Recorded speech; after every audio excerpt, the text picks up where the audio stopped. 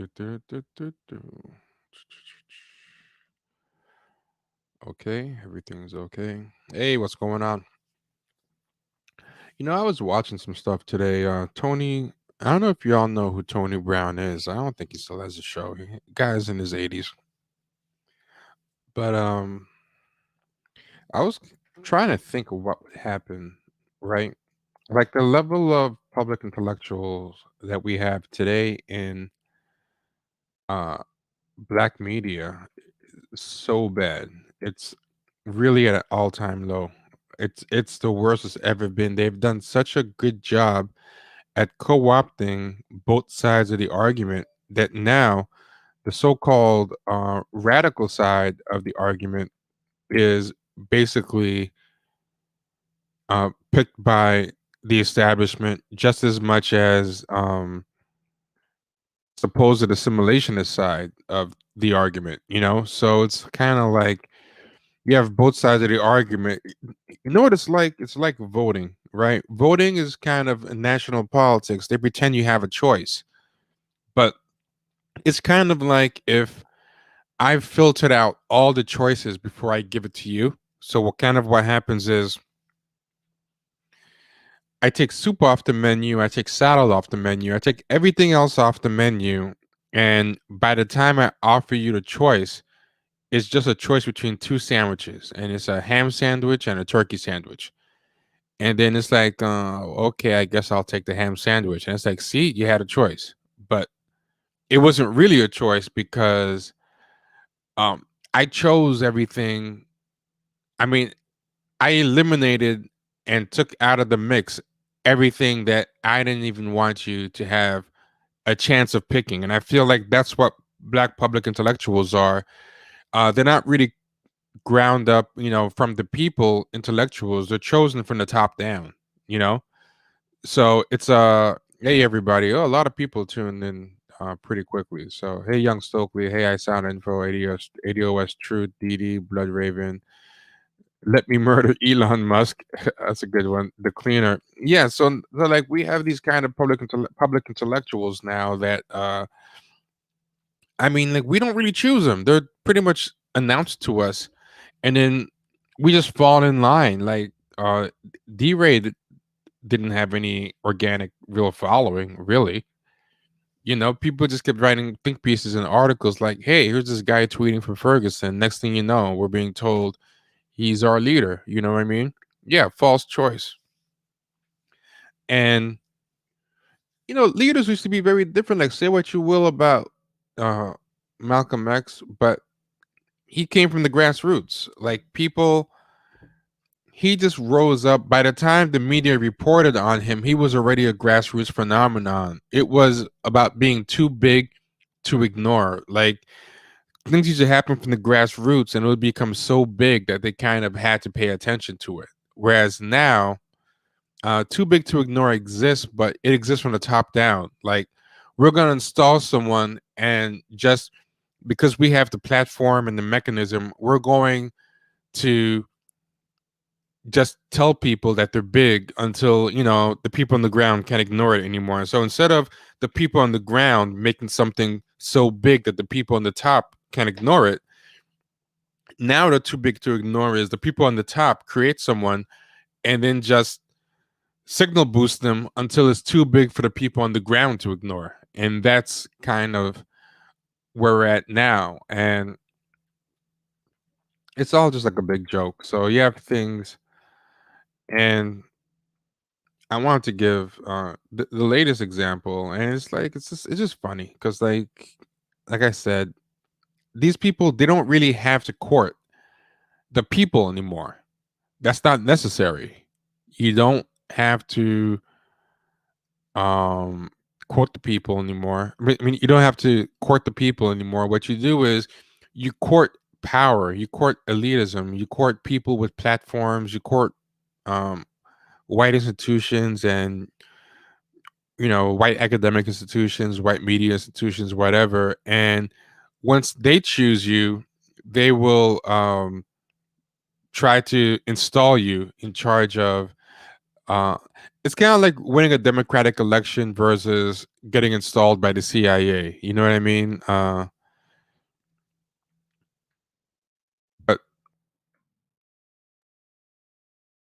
I just want to give some quick examples. So here's an article that came out fairly recently.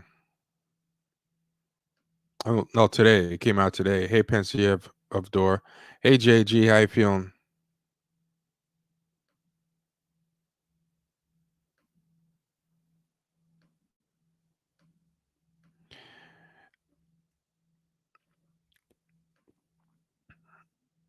I mean, this is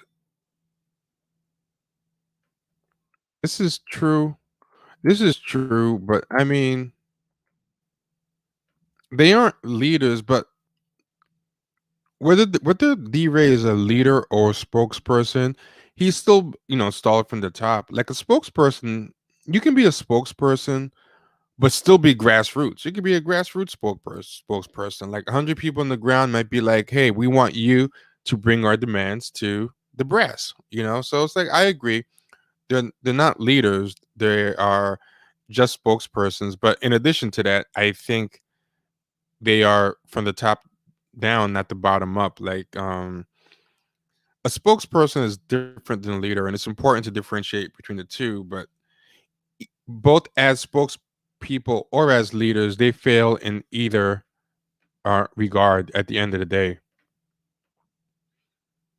Yeah, yeah. So um, this came out, and here we go. Yeah, functionaries. That's a great word. Very smart books. VSB's Damon Young is a Thurber Prize finalist. Brittany Cooper scores 7-book Scholastic deal. I don't know who Disha Philyaw is. Seven books. Whew. Um.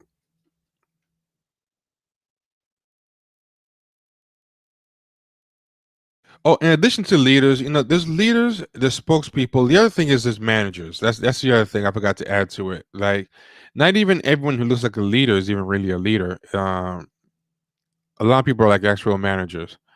But here we go. Y'all. First off, I love that they put y'all in there. Like they write it slangy. Who wrote this? That's already a. Oh, I don't know what it is. Maisha Kai. Y'all already know that here at the root, we like big books and we cannot lie. As in, we like big butts and cannot lie. That's clever. Also, we love big book news from our extended family of writers and thought leaders. And the past few weeks have brought a few announcements that are, in a word, lit. Get it? Literature. It's lit. It's literary. Clever. Hmm. First, the Roots' own very smart brother, Damon Young, has yet another reason to celebrate his 2019 quote unquote memoir and essays, What Doesn't Kill You Makes You Blacker.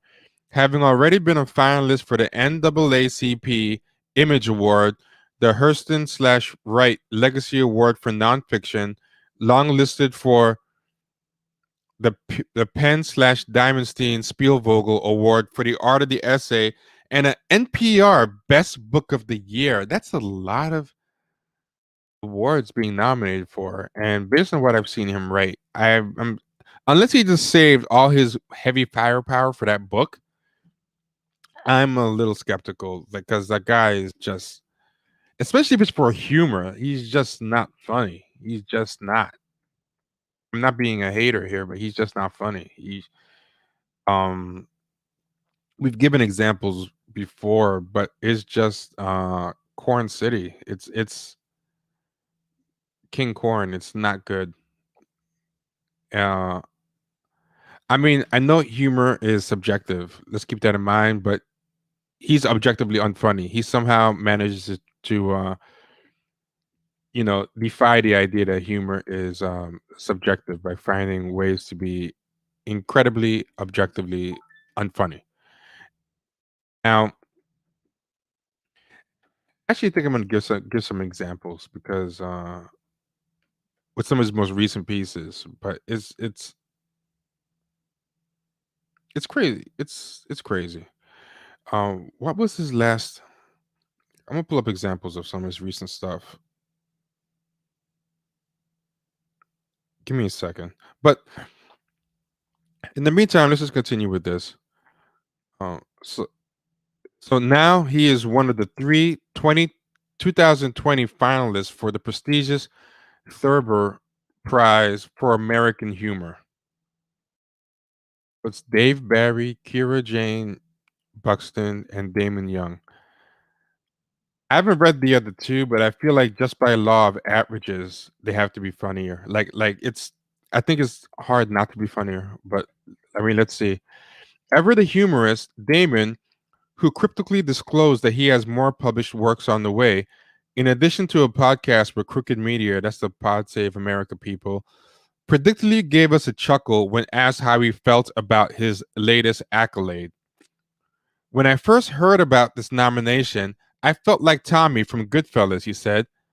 I make you laugh? I'm here to fucking amuse you? What do you mean funny? Funny how? How the fuck am I funny?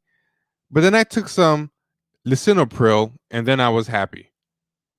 So yeah, that's an example of the comedic chops. I'm sure, workshopped that, but yeah, yeah. So it's oof, yeah, going on, going on.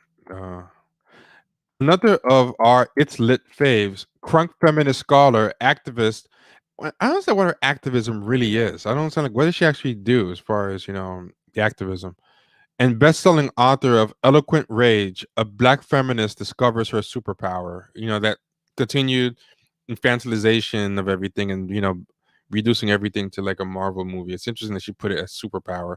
That's something that's also happened in the Harriet movie where they try to make her into a superhero and use a superhero motif to kind of convey real history. Dr. Brittany Cooper will soon be bringing her educational superpowers to the babies via a 7-book publishing deal with Scholastic. According to a press release provided to The Root, the global children's publishing, education, and media company was the winner of a multi publisher auction. So there was an actual bidding war over Professor Crunk, ultimately inking a deal which will include 3 picture books and a 4-book middle grade series, all celebrating Cooper's mission to empower Black and Brown children to value their own strengths. I can't wait for the first book, Mommy, Why Am I Trash? A Guide for Black Boys. It's going to be great. Um, Brittany is a preeminent voice in today's discussion of race, feminism, equity, and inclusion, said president and publisher of Scholastic Trade Publishing, Ellie Berger. We are tremendously honored to become her children's publishing home and to amplify her voice for young readers. And it's just funny how everybody uses the same generic activist speak. You have like the head of publishing at a big major corporation talking about amplify voices, and we're going to hold what wanted to say accountability in there somewhere as well. It's all kind of like a big joke, but I mean, I'm just trying to figure out, like, what does she have to teach kids? Like, what great insight has ever been associated with her? I don't even understand what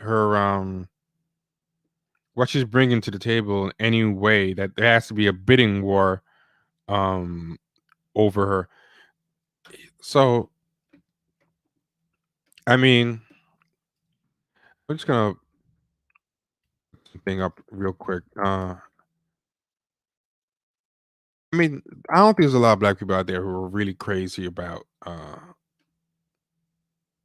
Damien Young and Very Smart Brothers. I mean, you could read their work out there. I mean, I think the blog was popular to a degree, but I don't know. This is the last thing I came across. Uh, Let me see. I'm gonna put something up now. I put up different pieces of his, like the DAP piece, where he wrote a piece about DAP, and I don't know if y'all remember that. We covered it in the podcast along with but I'm gonna pull it up. I'm gonna pull it up right now. Yeah, I mean, it's just really not funny at at all. But computer's freezing up. Oh, is this it? Nope, nope. Wrong article. I'm trying to find his latest comedic piece, but as I'm going through his timeline, he really has been nominated for a lot of stuff. It's amazing. Yeah, one of his recent pieces was about how um Super Black Coming to America 2 was, and it was like the blackest thing ever. Whatever.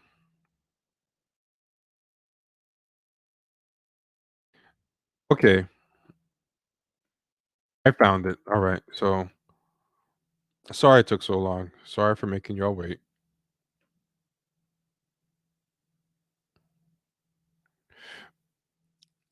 Let me look at the comments. What y'all are saying. I haven't been looking.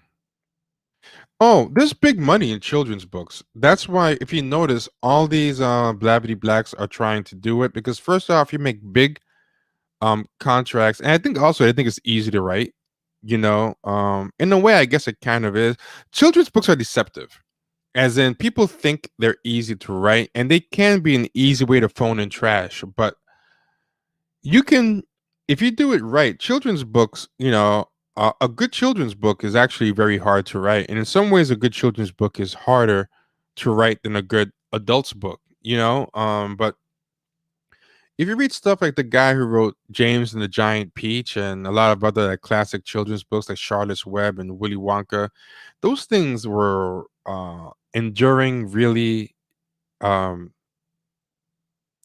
thematically interesting books. They had a lot of interesting things to say, you know. Like children's books don't have to be trash, but they're also a place you can get away with trash if you produce trash, if that makes sense. So it's like children's book can be one extreme or the other and get away with it. But especially now and nowadays, with this type of crowd, because everything's become infantilized. Like if you look at young adult books, something like The Outsiders used to be considered young adult.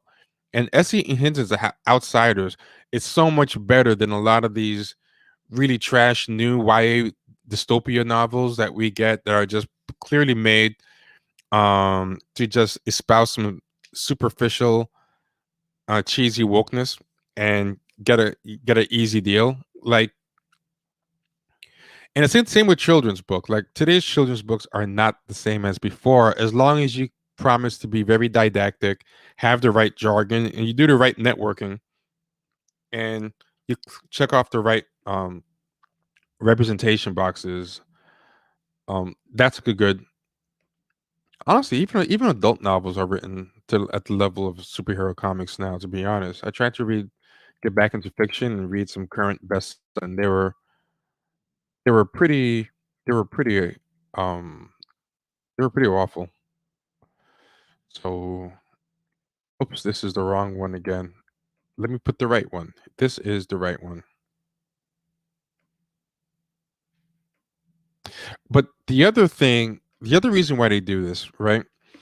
They have these contracts with library systems and school districts where what happens is the publisher can push your book to be adopted by a school district or a library system, and with children's books, you can make easy sales or easy money that way because when they buy it's like they buy a license to the book, and it's like you basically sell crap loads of books. What counts as crap loads of books at a time?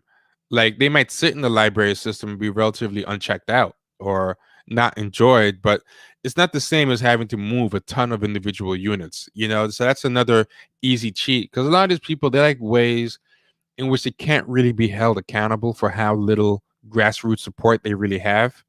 And I think if you notice, like these people, they'll quietly flop in a lot of ways. They'll be on things like HBO or Netflix or things where things aren't very transparent. You don't very often see them produce stuff for network TV or produce something that, is very transparent and you have to produce big numbers and show a grassroots support. They usually do things where you can kind of hide, or things are kind of low selling already so people don't notice, like mainstream superhero comics, which the whole industry is in a crappy place. So that's easier to hide. That's easier to hide as well.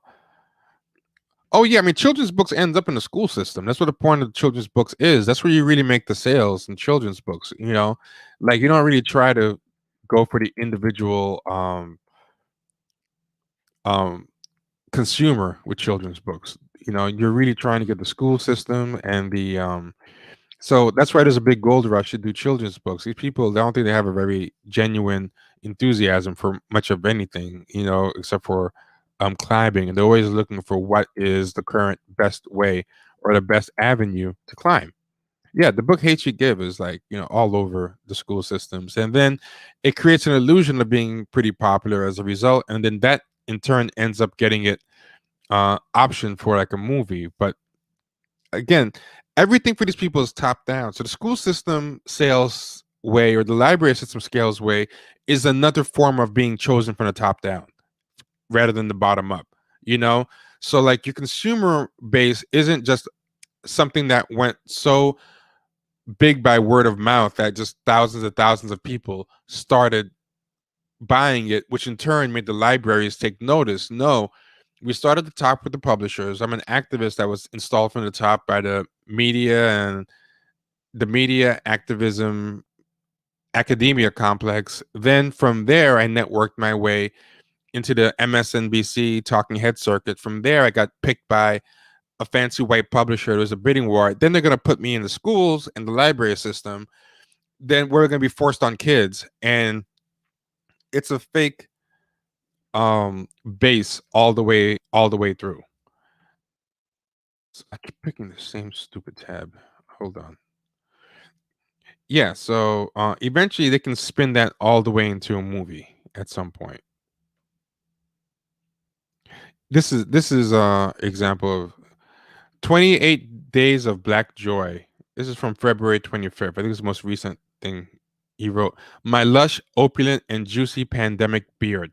Which is, kind of funny how these people are cannibalizing each other because we talked about like that Wesley Morris guy in the New York Times. He talked about his pandemic mustache and how black it was, So, um, yeah, talk about do you remember that one? We did a live stream on it, but the the pandemic mustache, my mustache myself was that one. This is my pandemic beard.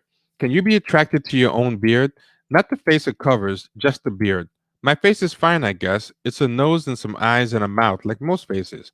I'm grateful for it, but I'm not like thinking about boning it, like the way I try to bone my Chewbacca pandemic beard. Is such a thing where possible and socially acceptable. Since it's not, I'll settle for running my fingers through it while deep in thought in Zoom meetings. When I close my eyes, I feel like it's being massaged by an angel sitting on my desk. A beard angel. A bangel. Yeah. I mean, I don't know. I mean, maybe people really laugh out loud at this stuff. I don't know. It's possible. I mean, one thing about this crowd, right, is I think they have like kind of terrible senses of humor in general. So I don't think they actually laugh at anything, really. Not in an organic way. So I think they're not even lying about pretending to find this funny. I think, do you know how sociopaths don't have genuine emotions? So they kind of learn to mimic emotions and proper reactions and proper context by studying people. So they end up like seeing, okay, when someone dies, this is what is supposed to happen. Like, is that what people do? Or I should hug now. I was watching a YouTube video where someone's interviewing a narcissist and she was talking about how she studies people to learn the proper social cues. I think these people are like, whatever the humor version is of that. Like, um, I don't think they understand what is funny and not funny, so they end up just judging comedy and stuff based on how it makes them feel or affirming it is, or how it um if it's by the right people or about the right people, like, if the person making the joke has the right identity, or it's making fun of the right people or whatever. So I think it has the things that they write and do have the structure of a joke kind of. It's like there's a build up, there's something that kind of sounds like a punchline, and the people making it, I think, kind of think, okay, I think I got this thing. I think this is a joke. I'm looking at this thing here that's supposed to be a joke and it's funny. And I think I captured the cadence or whatever, and I think I captured some of the absurdity. So I think what I have here is a joke. And then they give it to a crowd of people to read who have the same deficiency, and they'll like read it and like, this seems like a joke to me too. And most importantly, it's not offending me. And I feel like I could be you. And I want you to win, because if you win, that makes me feel like I could win. Because if anybody really absurdly talented wins, it kind of reminds me that I'm mediocre. So I'm gonna laugh too. And you and I, we will both agree that this is a joke. I think that's kind of how these people do humor. Yeah. So this is exactly what happened. He had like a book that was like he had an article that was an origin story, and he's basically said that he was writing for a school paper, and then white people started liking it, and that encouraged him to keep writing. Yeah. I'm not sure what anhedonic is. Let me look up what anhedonic is. Anhedonia. Inability to feel pleasure. Yeah, it kind of makes sense because, yeah, they judge everything based on, the funniness or unfunniness based on how it makes them feel. So that's why to them, like one time they were all bashing Dave Chappelle after he did one of his funnier specials. He had a really funny special, and they make fun of like some trans stuff, and they were all saying, "Oh, this is really unfunny. Oh, I guess you guys don't understand humor." And there's a bunch of them online, scolding everybody. And instead of arguing with them, I said, "You know what? Maybe you're right. This is unfunny. I don't know." But and I was kind of like concerned trolling, I'll be honest. I was, but I played devil's advocate, and I was like, just out of curiosity, can you give me an example of something that's funny so I know what to contrast it with? Because you keep saying that you have to educate me, and that I don't have the range. They love that phrase, you don't have the range. So I'm like, can you help me with the range? And a couple of them said Google's free, so I guess it was a Google who's funny. But if I Google who's funny, that Dave Chappelle's one of the top people that comes up. So that alone makes no sense, right? The people that'll come up as funny, if I Google who's funny, are the exact people you guys hate the most. But okay, whatever. Uh, but some people actually answered this. They said, "Well, I'm not really an expert on comedy like that. I don't like comedy like that." So I'm like, "Wait, weren't you just saying that what's funny and what's not funny?" But some people actually took up my challenge, and they said, "Well, you should try this and that." And it was just all these people who just checked the right boxes. It would be like, you know, uh, someone said two dope queens. I'm like, you can't be serious. That's not even like, okay, you just don't know what funny is. You don't laugh at anything. You just say things are funny based on if it's hitting the right targets and the people remind you of yourself on stage. There's no way. Um there were some other ones that they said, and I looked them up and they were just like horrible. I'm like, okay, this person is just trans. Like this person is not funny. And it's not that being trans makes them unfunny, because there's some really funny trans there's some really funny trans comics out there. Some really funny trans comics. That Flame Monroe is pretty funny, and everything. But I think the problem is, even the trans comics that are funny will still kind of offend them, because they don't they're still too politically incorrect for them. So I think someone like a Flame Monroe is still kind of too unfunny for them. So it's kind of like identity comedy. That's a good one. That's exactly uh yeah. And I think it is true. Like, comedy, good comedy punches up, but doesn't punch down. But then I think they kind of take that to mean, so if it punches up, it's automatically funny. You know what I'm saying? Yeah, that's the thing. Flamin' Rose is like super funny, but he's like super hood as well. And I think that he's an embarrassment to them. They want an NPR trans person up there. Yeah, the two Muktos for Flame Row. But there's a lot. Or like the person might be like white and trans, and they don't want to. That'll be. But whatever. Like they either had no one to say, or they couldn't actually bring up anybody. Like the people they're bringing up are objectively less funny than Dave Chappelle. And it's like, okay, you guys, I don't think you actually understand humor. I don't think you watch. I don't think you laugh out loud at anything like straight from the gut, a natural laugh. I don't think you guys do. And but yeah, 7 book deal. I would love to know. But you keep hearing about these like really mediocre things that get like bidding wars. The fact that there's a bidding war. I mean, this woman just gets clowned on Twitter all day. And I guess it works. Like people think, wow, she's really ruining her own name. But I guess all they see is her getting numbers and going viral, and that's all they care about. Yeah, I don't know what this third person, Disha Filia, is, but I mean, the root is co-signing her, so that's a bad sign. But yeah, I actually want to review Brittany Cooper's children's book when it comes out because I think that'll be. I'm just too curious. I will try to bootleg it. I don't want to put money in her pocket. I mean, I'm sure it won't sell outside of the. I'm sure it won't sell outside of the systems they put it in. You know what I mean? Outside of the school systems and the top-down type of things they put it in. But I wanted to kind of compare how things go. Hold on.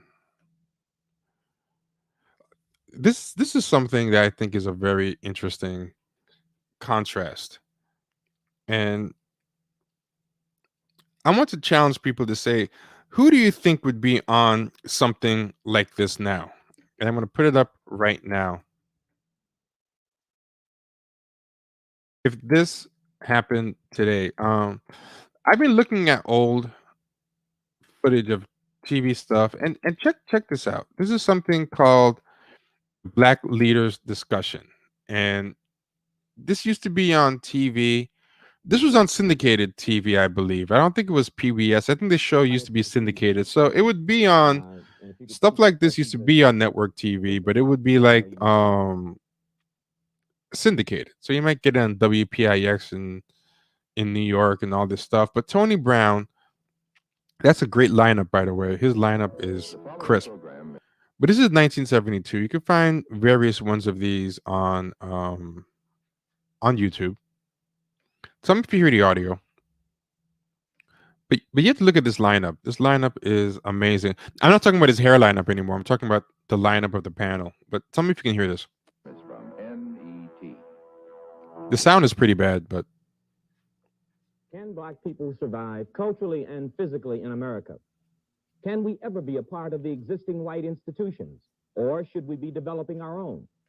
Can we as a people develop solutions to our dilemma fast enough to counteract the present rate of growth of the oppressive factors built into this society by institutional white racism? As black people, we must deal with the issue. Is it too late?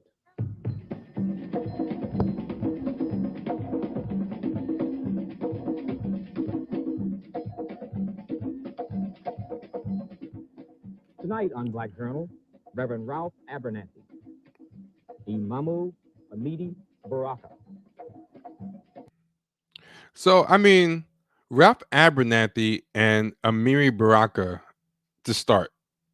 And some of these people's names have been lost to the test to the history of time, and also they're not famous with white people, so black people don't learn about them today. But these people were heavy hitters in their day. You can look them up and Google them. Uh, some of these other people. Dr. James Cheek, Reverend Albert Clay, Congressman Charles Diggs Jr., Mr. Dick Gregory, Miss Dorothy Height, Mr. Roy Ennis, Mr. Vernon Jordan, Dr. John Morcell. What is the present condition of Black America?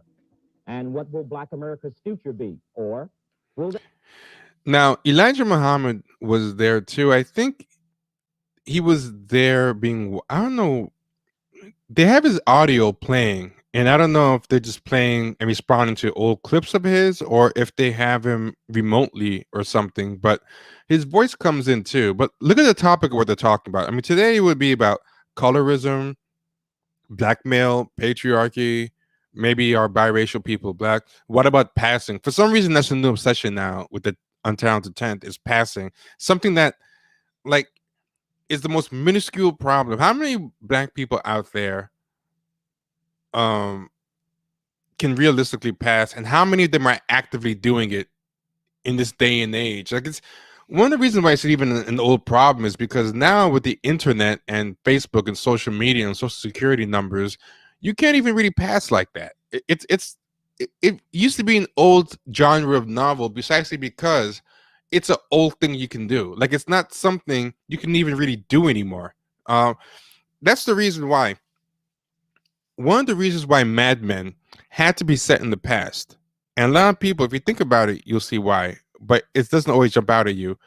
Don Draper couldn't work today because he could never assume Dick Whitman's past because we have too transparent a reality now. You can't just reinvent yourself like that.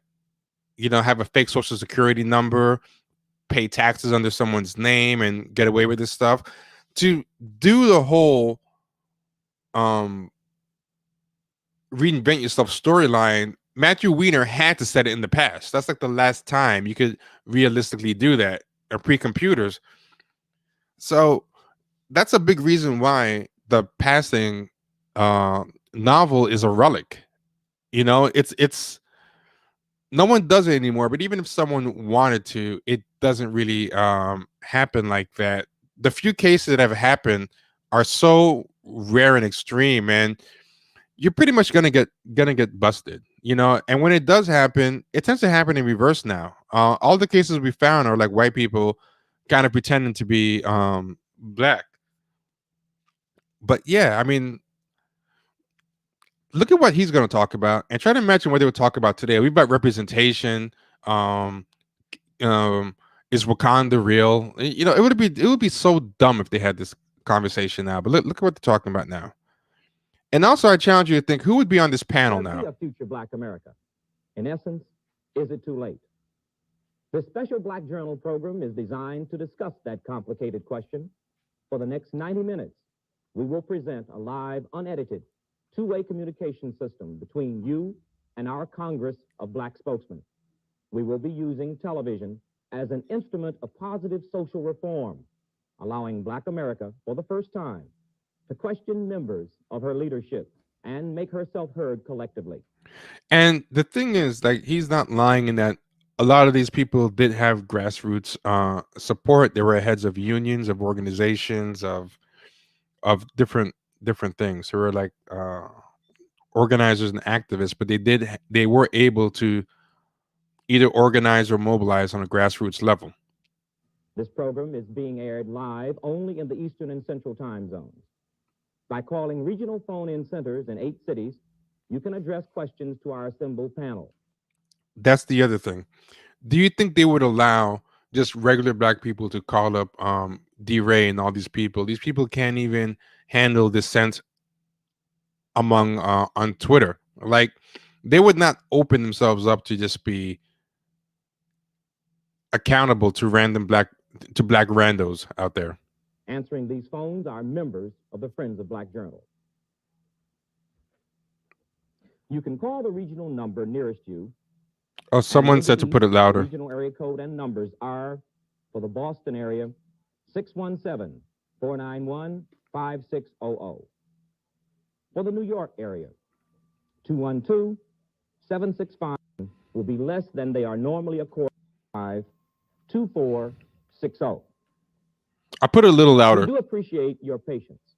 Please understand that we cannot use all of the questions we receive. Joe But Budden, every effort will be made to use Charlemagne. as many as possible. Oh yeah, this would be We're good. also But these are thankful all to the too high members of the panel profile. They would for also put accepting some this really invitation. random nobodies. Understanding that their Damon Young allotted would be time there. for discussion will be less than they are normally accorded in television appearances. Um, We have asked that their responses be as brief Jamila as Lemieux possible. would be there. This is our first attempt in the Black Journal series at using television for a live Yeah, someone two-way said Jamila communication, Lemieux. Yep, Jamila but Lemieux we would do totally not be there. intend it to be the last. Indeed, there are many other Black spokesmen, but our physical and technical capabilities have limited us. We do want the public to understand The that our people Black manning the phone leadership does bank or include blank. This persons is a whole not on black this panel. up, top, and down Sister operation. Fannie Lou Hamer, president of the Mississippi Freedom Democratic Party, was scheduled to appear with us and has suddenly and unfortunately been hospitalized. She sends her regrets So in addition, they had Fannie Lou Hamer, who was supposed to come. and her love. In selecting tonight's panel, we attempted to bring together a diversity of positions and philosophies held. And this is very true. These people are all over the map. Some of them are assimilationists, some of them are more radicals, some of them are elected officials. Some like it's a pretty diverse group. That's another thing that wouldn't happen today. They would all be of the same kind of hive mind. They would all be like a narcissism of small differences. You know, at the end of the day, they all kind of have like a pop intersectionality, politically correct type of thing. And like P. Diddy, Killer Mike might be on it too. They might have Candace Owen there, by the but common thread of concern for the most part, it would just be the usual pop intersectional bunch. for all Black people. The St. Louis Argus, a Black community paper. Now, I mean, you get the point. I'm not going to play the whole thing, but I want to give an example of the following year that they had. And this one, I think, was even more heavy hitters. First off, Fannie Lou Hamer showed up to this one. She wasn't able to make the last one. Then they had Angela Davis and Kwame Ture and others talking for like. So they had a Black leaders discussion in 1973, and this is that one. I'm gonna play that one next.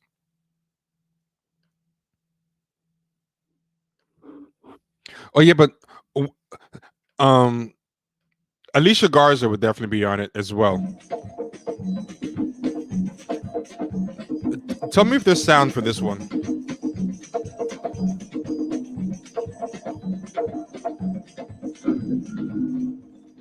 I'm Tony Brown, executive producer of Black Journal. So, was there a sound for that? Sometimes I forget to put the sound on.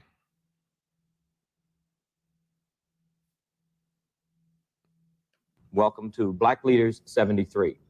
This program has been pre-recorded, and you will not be able at this time to phone in any questions. The questions that you hear were directed in some instances to specific panelists, and in other instances they were not. Some of the panelists had not been advertised, and we do not have a number of questions for them. However, they have been encouraged to answer any questions, no matter to whom they're directed.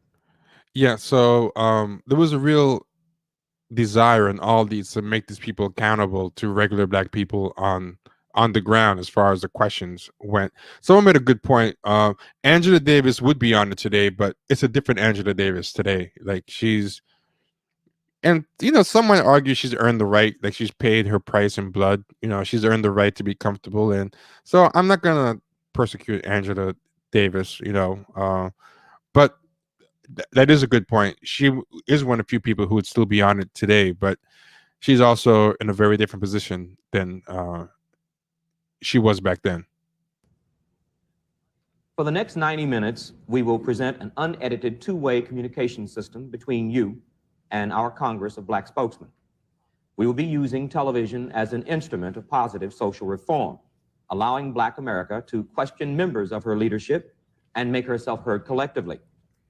Our guests are Judge William Booth, President, American Committee on Africa; Hayward Burns, National Director, National Conference of Black Lawyers; Berkeley Burrell, President, National Business League; Yep, unedited. Stokely Carmichael, All African People's Revolutionary Party; Angela Davis, National United Committee to Free All Political Prisoners; Fannie Lou Hamer, Director, Mississippi Freedom Farm Corporation. I always get chills when I see Fannie Lou Hamer. Nelson Johnson, National Chairman, Youth Organization for Black Unity; William Lucy, International Secretary Treasurer, American Federation of Federal, State, County, and Municipal Employees, and the Chairman of the Steering Committee of the Coalition of Black Trade Unionists, the Honorable Percy Sutton, President of the Borough of Manhattan, the Honorable Louis Stokes, Democrat of Ohio and Chairman of the Congressional Black Caucus,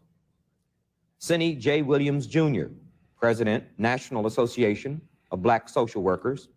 Something that's interesting about this that would not happen today, like to have a Stokely Carmichael type with a borough president. Like today, a Kamala Harris would not appear on a serious panel or Barack Obama with a real radical. That wouldn't happen today. Like it just wouldn't happen. He'd rather be with a black YouTuber than that. But they weren't like afraid to share rooms and have debates and legitimize people like this. Whereas now, I feel like they would have to kind of disavow a Stokely Carmichael. But yeah, there's like people from the CBC and like now the so-called radicals they invite are just people trying to get book and movie deals, you know, like the Alicia Garzas, the Patrice Colors, the whatever. And then they're not really there. They're just there to keep saying we need to have more conversations. That's all they're really there to say, but they're not really gonna make anybody uncomfortable. They have a little sometimes fake token pressing of people, but yeah, that's something to really be cognizant of was that even like the elected mainstream officials still believe they have to have some kind of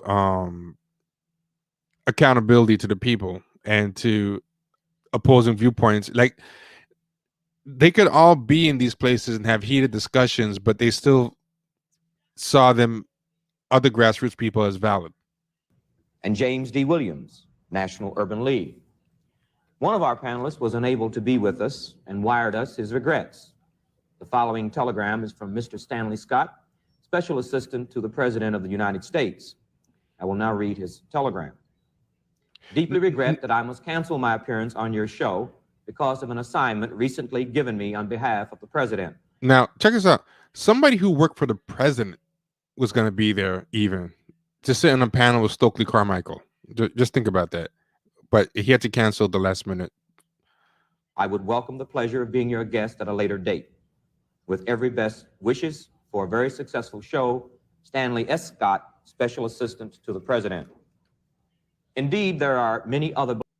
Yeah, and if you like watch it, they talk about like serious things. They don't talk about representation. They don't talk about, you know, everybody on there is not itching to get like, they're not an activist slash TV writers slash um academics slash freelance journalist slash screenwriter slash hip hop producer slash mixtape DJ. Like they have, and I mean it's kind of a shame because I'm sure none of them were able to cut these kind of checks either that these people are doing. Like these people making these 6-7 figure advances and getting bidding wars and all while kind of paying themselves as activists. No one there had an overall deal with Warner. It's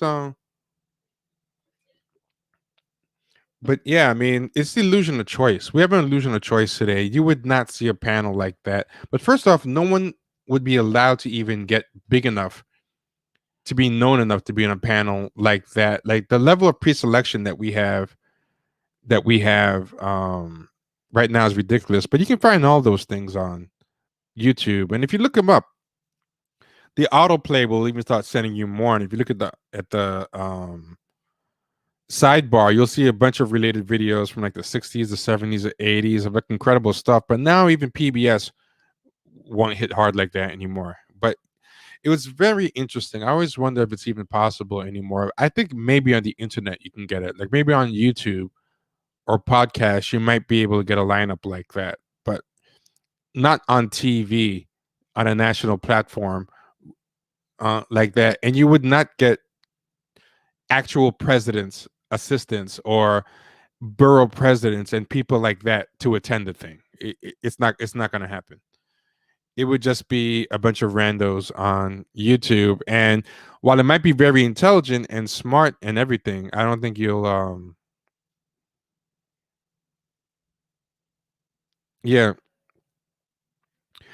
Yeah, they would still have critical race theory, but they would have certain representatives or spokespeople for it. Like they wouldn't have critical race theory as espoused by Tommy Curry.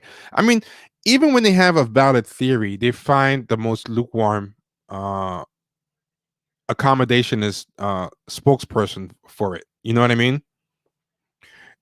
So it'll be interesting. It would be interesting. But yeah, that's basically it. Yeah, it stopped in the 90s. I agree, but it was phasing out even before then. One of the last good places for it was surprisingly white ass Donahue. Donahue used to have a lot of great panels like this.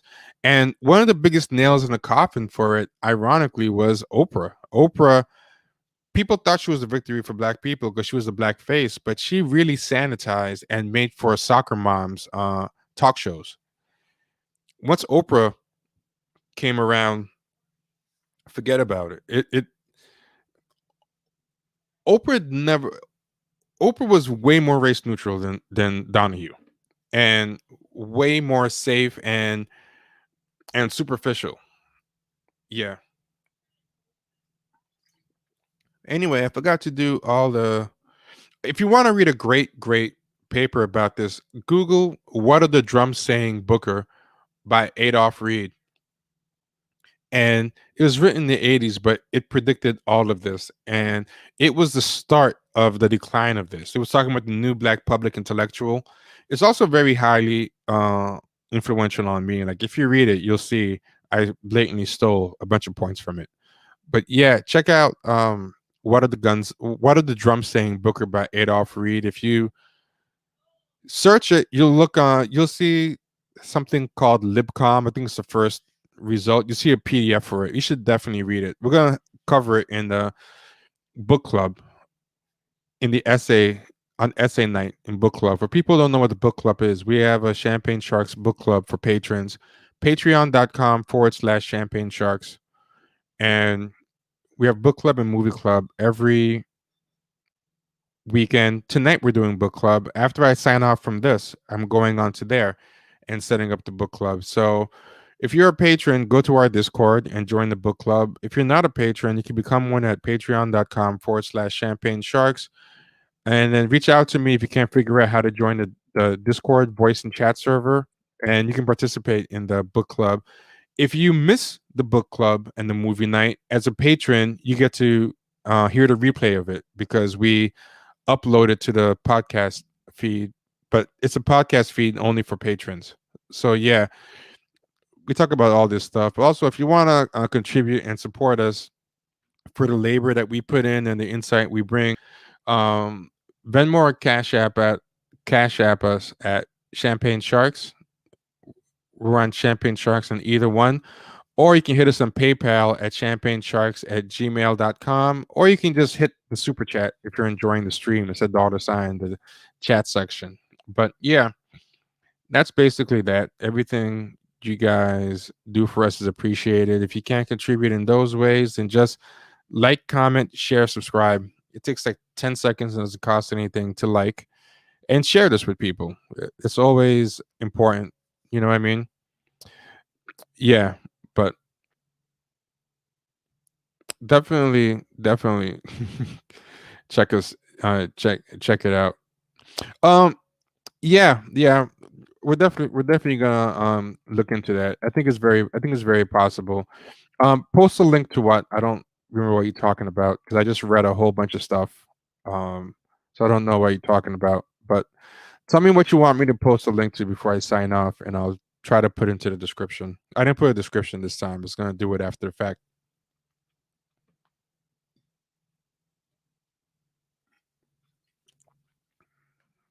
Thank you, Lazarus Lives. Much appreciated. But yeah, um oh, the essay. ADOS children put it up. But I mean, come on, you can Google it, man. Come on, this is just what are the drums saying, Booker? You can Google it. I would put the link in there, but I don't think the link goes live when I put it into the chat. I don't know. I'll link to it. I'll link to it in the description. I'll link to it into the description. No problem. I'm just busting your chops. I was gonna say Google is free. You're asking emotional labor from me. But no, I'll put it in the description. I'll make a reminder to myself. It's not in there now, but yeah. For people who can't wait for me to put it into the description, just Google Adolph Reed. What are the drums saying, Booker? And it should be um the first link. And Adolph's children also put it up in the yeah. So anyway, thanks everybody. Appreciate y'all. Y'all are great, and we will talk to you soon. Be good.